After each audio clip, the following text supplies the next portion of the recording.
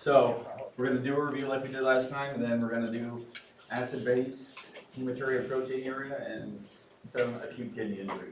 I want you to know after acid-base, it really does start to wind, not wind down, but it becomes a lot easier, I think, a lot easier to deal with. So, it's disappointing that you guys don't think this is funny. This still makes me laugh. All right? Like, I read it this morning when I turned on the review slides and giggled again. Like, I can't help it. I just had to look at the cheeseburger as cheeseburglar, at hamburger as like, the mafia don. How could these cheeseburgers on the hamburger? All right. Ineffective osmol. What does ineffective osmol mean? It doesn't do anything. That's a good way to put it. It doesn't do anything. It can't move water, right? It's another easy way to put it. Yeah. Urea. That is correct. Urea. Like I said, even though it's in that formula, if you remember it, just off the top of your head, if you don't, it doesn't matter because you don't have to remember it. But it's in the formula, but then like I said, if you scratch off the urea, the BUN part of that formula, BUN divided by 28 or whatever it is, 2.8, then that becomes effective osmolality, and that is tonicity. So, exactly. Everything else is an effective osmol.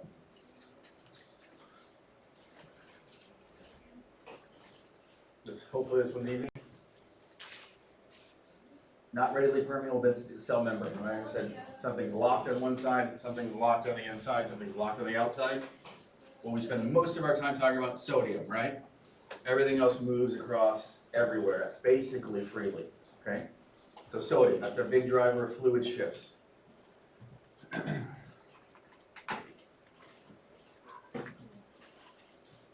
Yeah, I heard it. Tonicity, yep. It's the ability to drive water shifts, all right? And here's a couple of, a little bit. Now, remember the steps, right? What's step one of hyponatremia? What is step one of hyponatremia? Get a lab, right? CMP, I'm sorry, a little bit. CMP, yes, get the sodium, right? It's low, we're hyponatremic, right? So what's step two? Osmolality.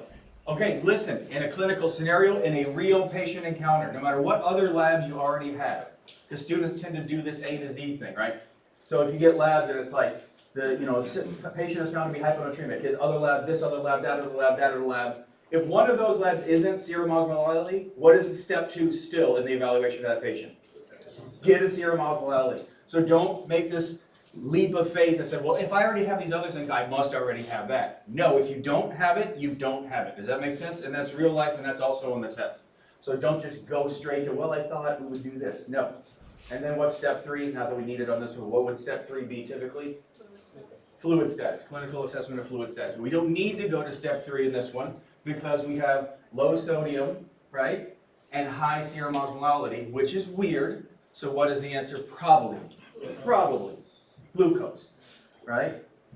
Even if I had mannitol on here, the answer would still be glucose. It's almost always glucose in that situation, right? Not that I would do that. I would not put two correct answers. But I just want you to understand, always think glucose is the problem if you get this permutation, okay?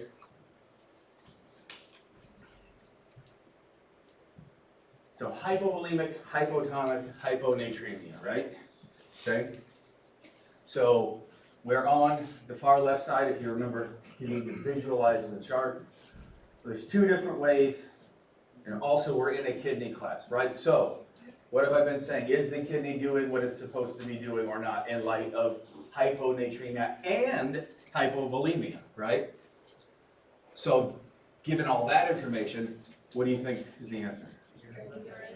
Urine sodium, right? Urine sodium. Are we keeping sodium so that we can keep and preserve volume? Or not.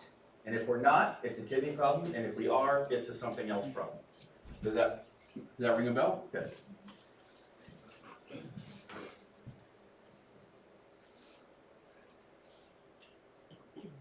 High serum sodium and high serum osmolality. Those two things always go together, right?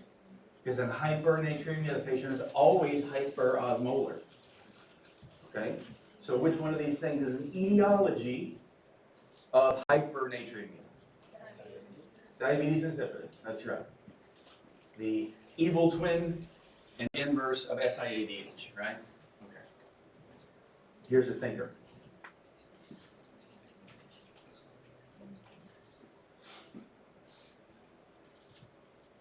But I'm going to do this with you. So we have a hyponatremic patient, so we already know we're on that spectrum somewhere. I want to get rid of it. Hyponatremic, so low sodium, right? Adventitious lung sounds, lower extremity edema, okay? What does that state? I mean, that's step 3, but what do you already know about this patient? He's hyponatremic and hypervolemic. We're already gone to one side or the other. Let's see, do we have his serum osmolality? Yes, we do. Low serum osmolality. This tells you that that urine concentration of sodium is high.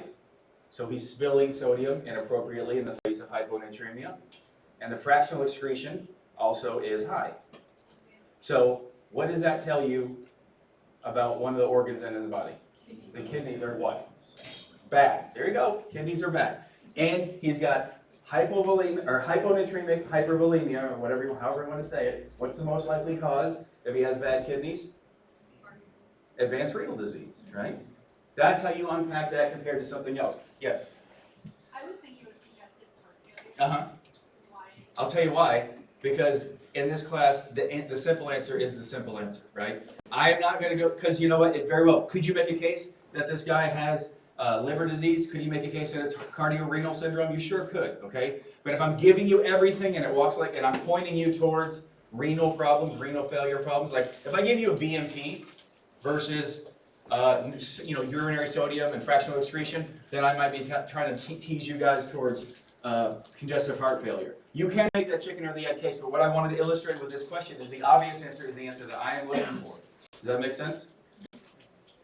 Yeah? Okay. And you're exactly right. And I have this exact discussion every single time, and that is why I wrote this question like this, so you guys will understand me as a test writer. This is what I'm looking for. I'm looking for kidney stuff. I'm giving you kidney values on purpose. Yeah. So the urine sodium concentration being high is what immediately points us to the renal. So we shouldn't be the bottom part, right? Yes. Okay. And yes, you're right. That is what I wrote this with the intent of. Yes. Okay. I'm pointing you towards the kidneys. Yeah. But she's also right because you can absolutely make a case. This guy is really sick. 76-year-old, does he have cardiorenal syndrome? But ultimately that begets this chicken or the egg conversation that we're never going to get to the bottom of. Which one started first? We don't have that kind of information. What do we have? We have facts that his kidneys are fucked up. Right? Does that make sense to you? Okay. Good. And good points and good calls, and I'm glad we have that discussion because if you're even if you've heard me just vaguely mention cardiorenal syndrome, you can easily make that case. But I'm showing you that I'm giving you kidney stuff because I want you to think kidney stuff. All right? All right. What questions do we have about the material we've covered already? Anything so far? Probably, I get it. Anything that's just like burning a hole in your brain that you need to clarify right now. Okay, fair enough. So acid base. Here's what I need you to know about acid base. Same thing with the fluids and electrolytes. Not going to talk a whole lot of treatment, okay? Because really when you get to the underlying problem, is the acid-base disorder, is the acidemia or alkalemia, is that the problem? No, it's a symptom of the problem. So yes, we sometimes need to aggressively alkalinize or acidify this patient, but in the vast majority of cases, pH disturbances are a function of something else is going on, and you got to find that something else and fix it, and then the pH balance will resolve, right? It's analogous to this. You have a patient with, say, malignant hyperthermia or some other hyperthermic state. You're not just going to sit there and bomb them with acetaminophen until their fever goes down. You're going to figure out why they're febrile, and then fix that, and then their fever goes down. Okay? So think about that when you think about acid-base problems. It's really a symptom of something else. And I know you guys have Castellan, right? So you guys know the tic-tac-toe thing? It confuses me. So if you guys like the tic-tac-toe thing, do it. I don't teach a tic-tac-toe thing in here because for me it's just easier to look at the values and that's what's going on. I have a two-step way to do this, all right? You look at the pH and look at the bicarb, and it's going to take you one way or the other. Rome is my friend, okay? So, and that's fine. I don't care. However it makes sense to you, please do it. Ray is way smarter than me, all right? So if you guys take what he got, and it works for you, stick with it.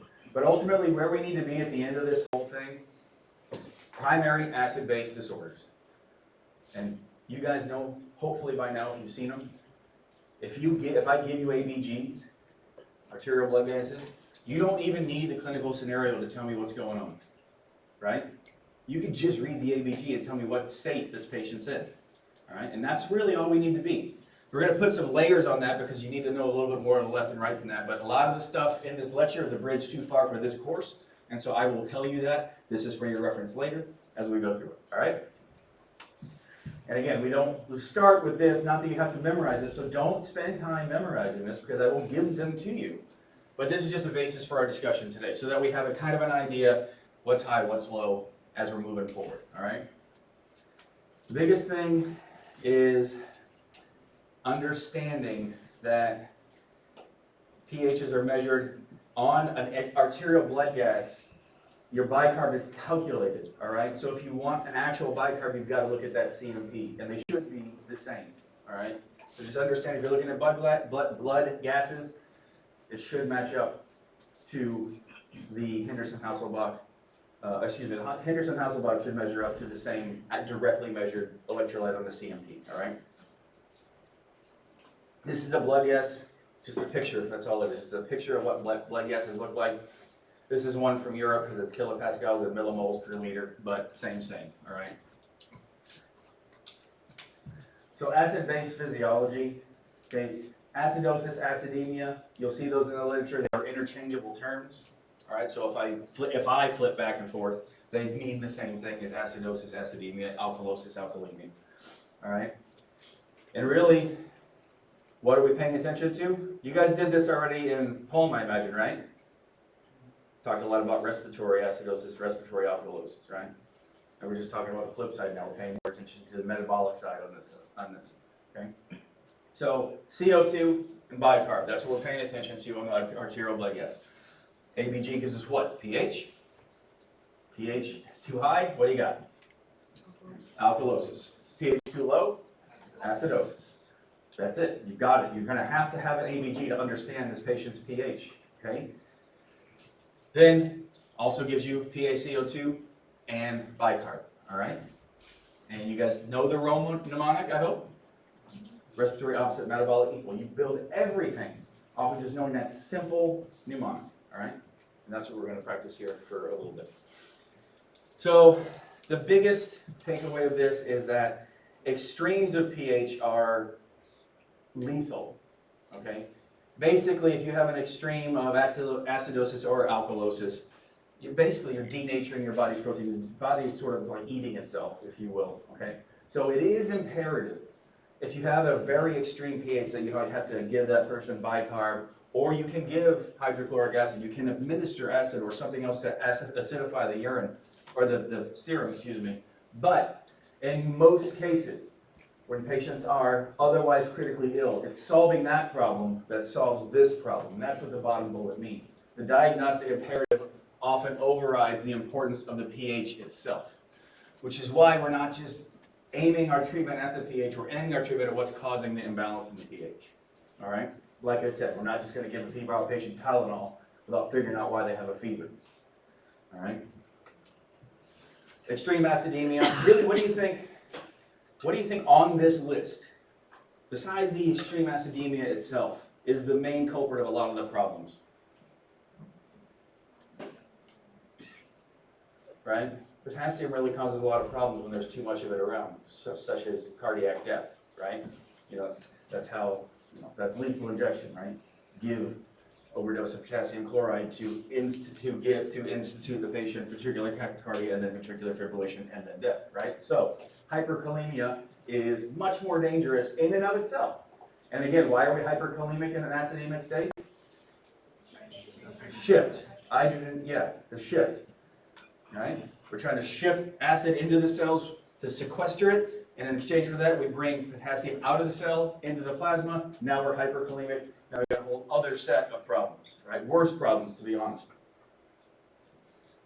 Extreme alkalemia, I'll just tell you, it's the same thing.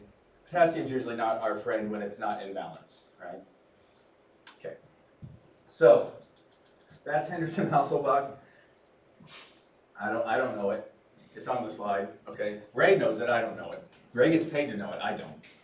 So, just understand you don't have to know it, okay? But that's what it's derived from, okay? So, most of the time, what this slide says, or what this slide says this all the time. In reality, most of the time, what you need is ABGs, not VBGs. But in a pinch, if you only have venous blood gas, you can use it. But ABGs are your best friend to get the most accurate diagnostic information, okay? So, here's the steps. It looks like a lot, and it is a lot in real life. And we're going to talk about all the steps here, but we're going to focus mainly on 1, 2, 3, and 6, all right? And we're going to go through it, so don't worry about making any annotations on this slide. We're going to go step by step. The first one is very easy. It's what I've already said. It's just like the fluids and electrolytes thing with potassium, with sodium. Look at the blood gas. Look at the lab values you are given. Okay? What does this patient have? High pH, low pH. Take it from there, right? That's step one. Step one is literally just look at the pH. Okay? And then step two is look at the bicarb. If the bicarb is going in the opposite direction, or excuse me, if the bicarb is going in the same direction, then we have a metabolic disorder most likely, right? Metabolic equal, right? Meaning, and that makes, I'll make that clearer in just one more slide. But it's a function of bicarb, and why carbon dioxide? Carbonic acid, right? So it's a, acid. So that's the problem. 735 to 745. The body seems to like a lot of numbers in 3,5 and 4,5. A lot of ranges in 3,5 and 4,5, right? Potassium, sodium, weird. pH, I don't know. But anyway, so the problem is if we have a low pH, we're acidotic, right? And if we have a low pH and it's a respiratory problem, then we have a high CO2, right? Respiratory opposite. If we have a low pH and we have low bicarb, metabolic equal, we have a metabolic acidosis, and vice versa for alkalosis. All right? Does that make sense? Is that concept clear? Right? I know you guys have covered this in a few classes, so hopefully we're just tying it all in a bow here. We're going to talk about simple primary acid-base disorders here, because these permutations can become nightmarish. You can have 3 superimposed different processes going on at the same time, depending on the patient's underlying disorder. So we are focusing on the primary disorder. The questions will be about the primary disorder. Where you should be in phase 2 is looking at ABGs and understanding what the primary disorder is. This is a respiratory or metabolic problem, all right? And then when you continue to move further and further and further in your career, it becomes more and more involved, all right? So right now, what's the primary problem, okay? So that's the illustration of Rome with arrows, all right? So metabolic, everything's going in the same direction, okay? Respiratory, things are going in the opposite direction of the pH, right? And if you like mnemonics and pictures of the Colosseum, there is Rome in a picture. Okay? Does that make sense? Crucial first step, not that hard. Look at the pH, look at the bicarb. Now we kind of already know what's going on. Already answer the question technically. All right? Now, 3 and 4, a little bit more nebulous.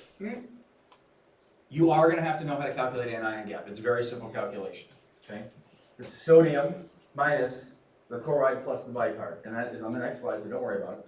You will see formulas out there that include potassium.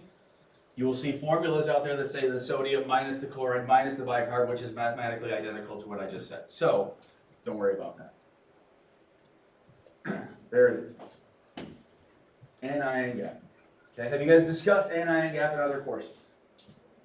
Sort of. That's all I mean, you're familiar with the words anion and gap. Good. All right. So, the most important word on this slide actually is this one right here.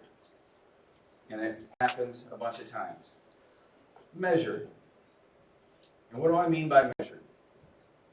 I mean it's in this formula, right? And how many things are in this formula? 1, 2, 3 things are in this formula, right? So if it's not in the formula, it's an unmeasured thing. Now, why is that important? Okay, so normal values go in here, right? The anion gap should come up somewhere in the normal range, all right? If you have a patient who's in an acidemic state and you calculate their values and they are in the normal range, they have a normal anion gap acidosis. Now, if you calculate their values and the anion gap is increased, which is more often the case than decreased. It can be decreased, but we're not even going to talk about that. If it's increased, you have a high anion gap acidosis, right? So the value of that formula is high. Okay, does that make sense? Just that alone, right? So if you do this calculation, you take their values from the CMP, you put this in equals blank. If that blank is above 12, you have an increased anion gap, you have a high anion gap acidosis. Does that make sense? Just that without any other knowledge. That makes sense, right? Okay, good. So, what does that mean? That means that there is an unmeasured ion in there somewhere. That means that something else that is floating around in the system is causing the values to be off and is causing, and probably the underlying root cause of the acidosis. So the anion gap is just literally a gap in our measurement more than it is an actual physical gap of anything. Does that make sense? All right, here we go. More about that. Does anybody know the law of net neutrality? It basically means you don't walk around with a positive or negative charge on you, unless you've been rubbing a balloon on your hair, and that's a whole different story. So you have a fixed amount of charge in your body, pluses and minuses, positives and negatives, right? So in a normal, everyday person, your pluses and minuses equal because all the values are normal, your anion gap is normal, right? So if you're looking, I'm going to start with the normal anion gap side. This is still a patient who is acidotic, okay? They still have a low pH, okay? Normal gap acidosis, all right? So their sodium, this is just a measure of their sodium, right? In this case, it's 140, all right?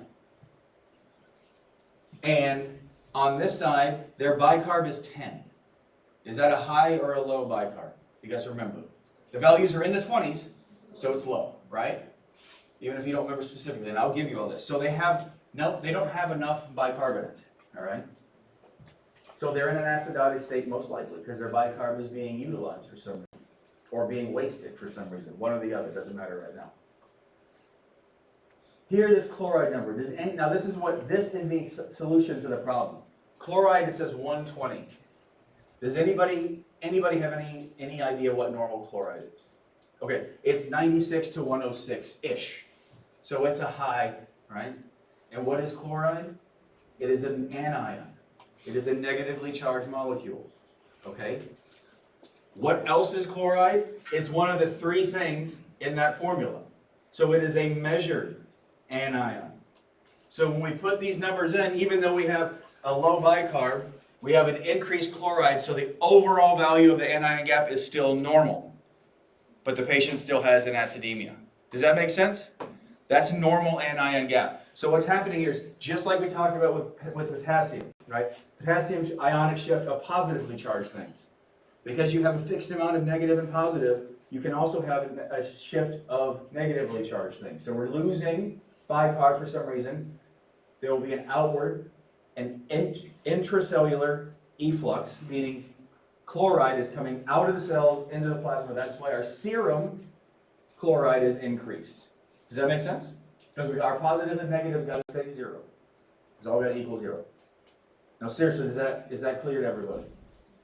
For a normal anion gap, right? And again, like I said, the key to this whole thing is that even though this is low, this is increased. So we have an increase in our negatively charged anions. It is measured, so it's in the formula, so the value still comes out as normal.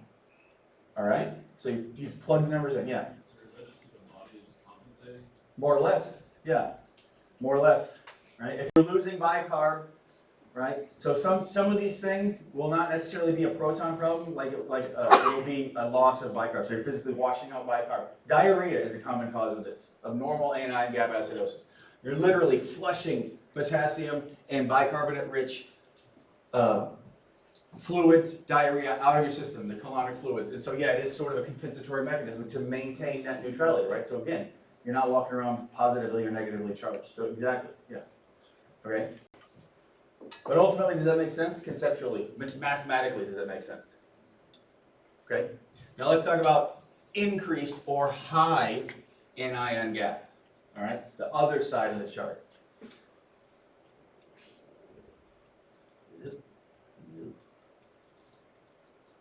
Good enough.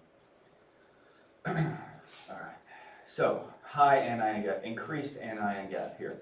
So, what we have here is the bicarb is the same as the other side of the chart. The bicarb is 10, right? Which is low. So this patient is acidotic. Right? Chloride is 105. If you remember what I just said, somewhere between 96, 95, and 110, 106. So it's right in the middle. Chloride is normal. All right? But the anion gap is increased, right? So if you put 140, so 140 minus 10 plus 105, so 140 minus 115 is, increasing anion gap, right? So it's too big. The numbers don't make sense. It's greater than 12, which is the normal upper end of anion gap. And so what did I say? That means something else that we haven't been measuring or aren't measuring is causing that value to be off, right? And what is that something? Well, that's the key. Diagnostic, that's what you have to figure out. That's where patient evaluation, that's where patient history, what is going on with this guy or gal, right? In this case, it's lactate. So this patient has a lactic acidosis, okay? So lactic acidosis, why does that increase the anion gap and not the cation? Because lactic acidosis is an acid. It donates a proton, becomes lactate, which is a negatively charged ion, which is floating around now and causing this patient to have an anion gap. So in this case, instead of on this side, where this patient is losing bicarb to diarrhea or what have you, on this side, the bicarb is being utilized, buffering that excess acid that's floating around, the lactic acid, taking its proton and making it into lactate, increasing the anion gap. Does that make sense? Sort of? Okay? Would there be an instance where like bicarb and chloride would be normal and we would still miss the anion gap? Theoretically, yes. You need to calculate anion gap even if all your values are normal because that exact thing might actually happen. Yeah, so always calculate anion gap if you're suspecting an acid-base disorder or if you find one. Yeah.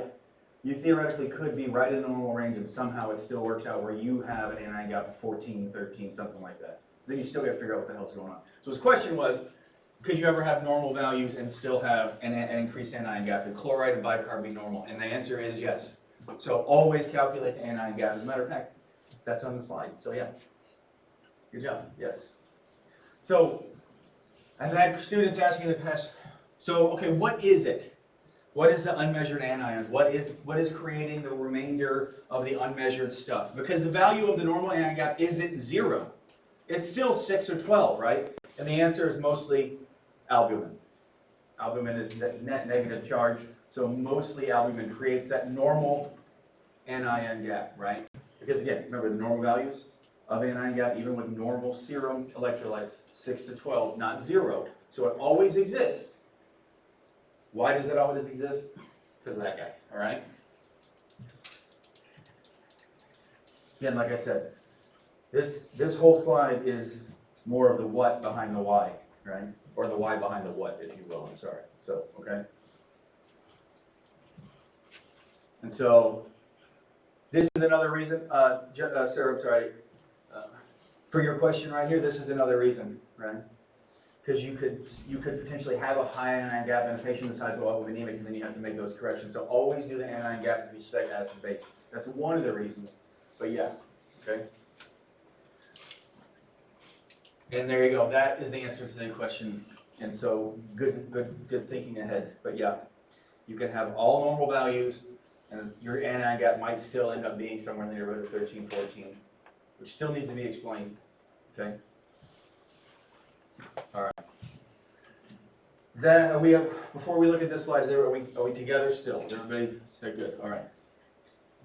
So this is the things you see. Any of the slides you see that have like the double asterisks and the italicized header doesn't mean they're extra important. It means they're not on the exam. All right. So this means this is extraneous information. I want you to understand what this means. What does the Greek letter delta mean in medicine? Change in, right? So change in, that's what it is. So typically, when you are seeing this patient, you'll calculate a delta gap, which is a rate of change in the anion gap. And sometimes that will help you understand if the patient is appropriately compensated or not. Because you've talked about compensation, right? So if you have too much acid, what happens? They start to upregulate your production of bicarb, right? So that should be happening at an expected rate that we'll talk about next.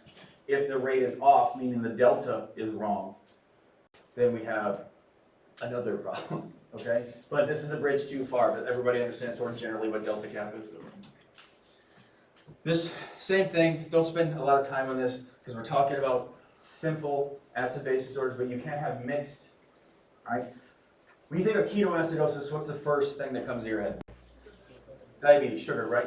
There are other kinds of ketoacidosis. There is alcoholic ketoacidosis. So that's a good example of a triple disorder, right? So you have alcoholic ketoacidosis. So you're acidotic, right? Metabolic acidosis. Then you have a patient who may be hyperventilating because of the acidosis, because of the alcoholism, because of alcohol withdrawals, or because of advanced hepatic disease. So now they're hyperventilating, so you can have a superimposed respiratory alkalosis, right? Because they're breathing off all that carbon dioxide. And then the patient could be vomiting from being an alcoholic. So you can have a superimposed metabolic alkalosis on top of metabolic acidosis. You see what I mean? It gets stupid and weird. And ultimately, what does that patient's pH look? Almost kind of normal, but everything is wrong. See? All right? So it doesn't, it gets a little exciting. All right? So exciting is a really loose term. About the magnitude and adequacy of compensation. Again, in italics, so you don't have to really pay attention to it as far as your studies are concerned. But there are ways to figure out, is this patient compensating appropriately? And that gives you a good clue as to the patient's overall health status, if you will. The way they're dealing metabolically, physiologically with their acid-base disorder.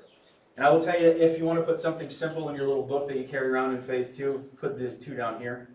The last 2 digits of the pH should be about where their PCO2 is at. All right?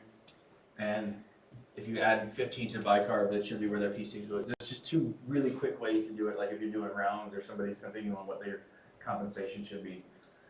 But when you really, really need to do it, then you have to go down into some deeper equations, right? And look it up. Right? Look it up. Unless you do this every single day, day in and day out, look it up. Okay? Internal medicine will look it up. I put that little blue thing, that's Winter's formula. You don't have to know it. It's a really common formula to calculate the expected compensation of a metabolic acidosis. Right?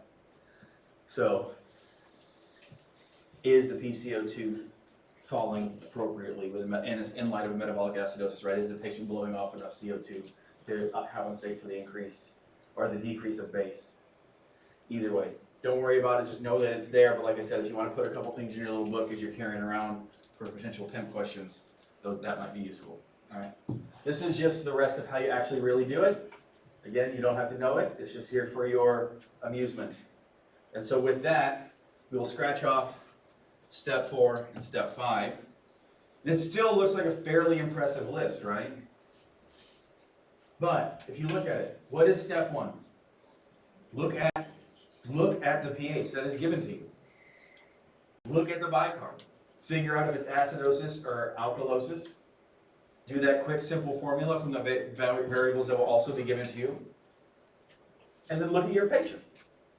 So it really boils down to a very simplified process if you get rid of all the middle stuff that's for nerds. Okay? Is that clear? All right. All right. So that is general acid-base approach. Generalized approach to acid-base disorders, whether they're respiratory or they're the metabolic. And now we're gonna talk about most metabolic acid and alkalosis, and then really quickly over respiratory. But any questions? Any questions? Yes? Sir, that trick, the bottom of the slide for the plastogens pH to approximate parts of CO2, is that only if it's metabolic, or is Yeah, that true metabolic. for anything? Those are for metabolic, not necessarily for respiratory. Those are compensations for metabolic acidosis typically. Yeah. Thank you. Yeah. All right. So Sir, one more. yes.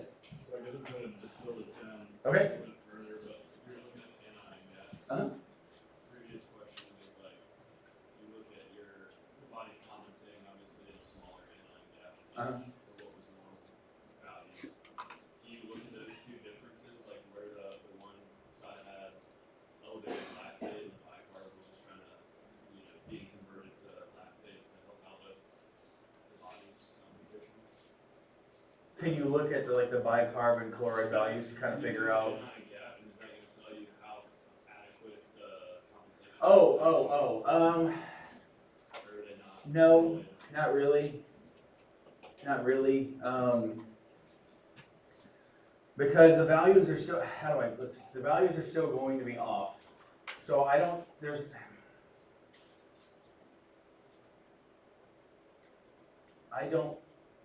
can't think of a good way to explain it. I'm gonna have to think about why the answer is no, but for right now, just go with the anion gap tells you you're with one side or the other, and then we're gonna determine the compensation, entirely separate step.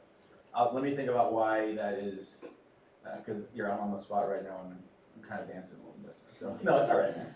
I love it. I love getting hard questions because I'm really not that smart. So, and your questions make me smarter, I'll tell you that much. All right, so, but yeah, I will think about that. I will see if I can figure out a good answer for you, I promise. So if you look at this, all right, this is just a quick looking at how is normal acid-base distribution going on. Acid addition should equal acid excretion, right? And how do we usually excrete acid? Anybody know? Huh? P. Yeah. Good. What component of P? Usually ammonium chloride, right? Does everybody know the difference between ammonia and ammonium? Ammonia, NH4 versus NH3, exactly. NH3 is created. Ammoniogenesis is one of the things that our kidneys do, creates NH3, which allows it to pick up an extra proton, become ammonium, combined with chloride, and then be lost in the urine, all right? Which is why uremia, which is an advanced state of kidney disease, and in a state of reduced ammoniogenesis leads to metabolic acidosis, okay? So, let's talk about these, all right? Metabolic acidosis. We either have increased acid production, decreased acid excretion like we just talked about, or we have an increased loss of bicarb. So for some reason, pH is off and a net increase in the amount of acid, right?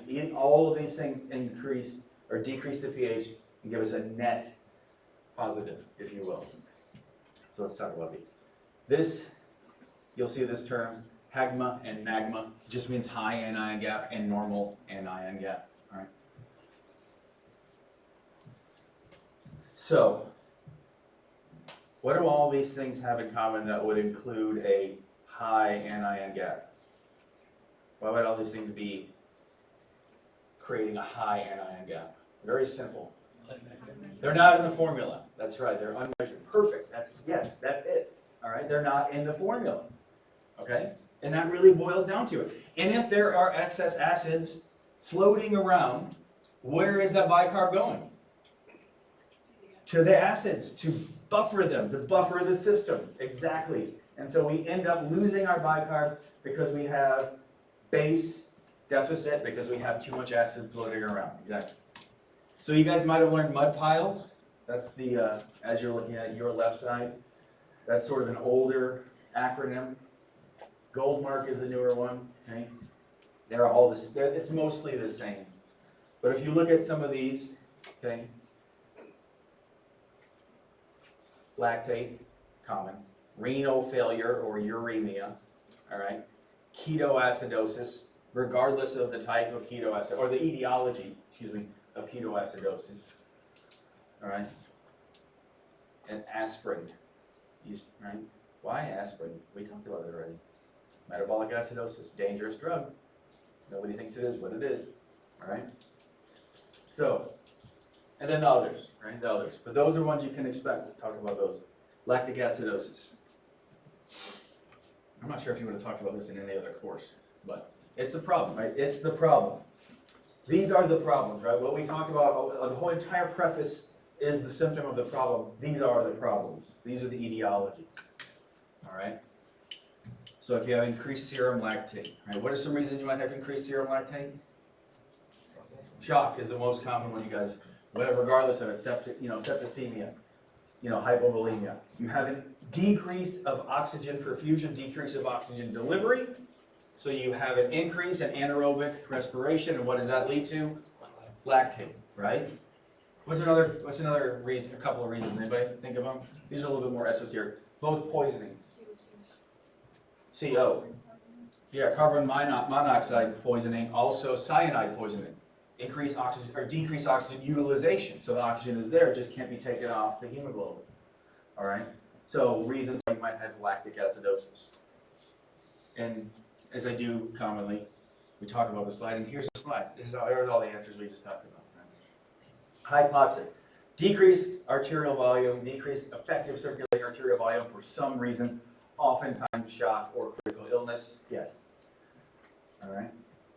And then type B, diabetic ketoacidosis can cause lactic increase, right? All hypoxic states, right? Or hypermetabolic states. So if you're not utilizing glucose because you can't utilize glucose, then what do you have to do? You have to utilize other things, right? You have to go into anaerobic metabolism, and then you become lactic acidotic, all right? Diabetic ketoacidosis, you guys got this one? You got it? All right, good. That's because we're not going to talk about it much more than that, all right? So, this might help with that question. Actually, I forgot this bullet was on here. Clinical status and pH, better markers of improvement than anion gap and ketone level improvement. So, still, not necessarily paying attention directly to the anion gap as a marker of improvement or compensation, but looking at that, how the patient is actually clinically improving at their pH. Still doesn't fully answer your question, but a little bit more than what I said. Alcoholic ketoacidosis, we talked about that.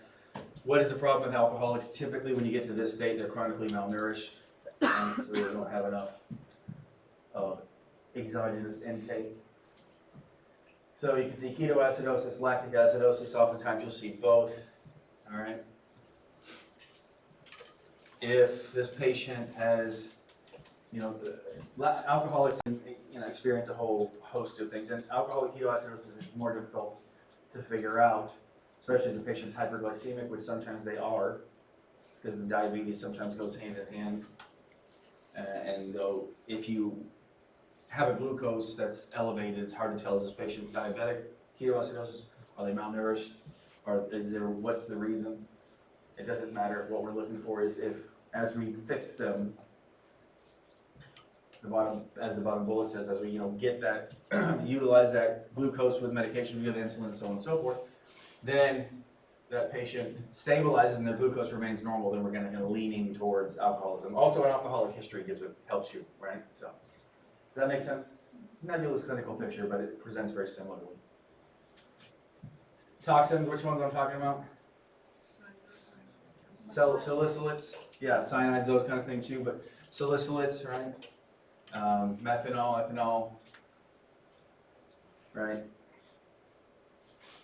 So, and then uremic acidosis, that's the renal failure part.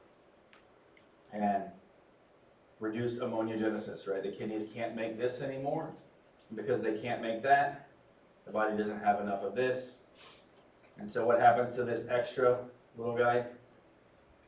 He stays in the system, and that's what is metabolic acidosis. So, right? So, what's the real problem? What is acid? It's the hydrogen ion, right? It's just H+. So, if you can't make NH3 to become NH4, that extra H is still floating around, right? And that's acidosis.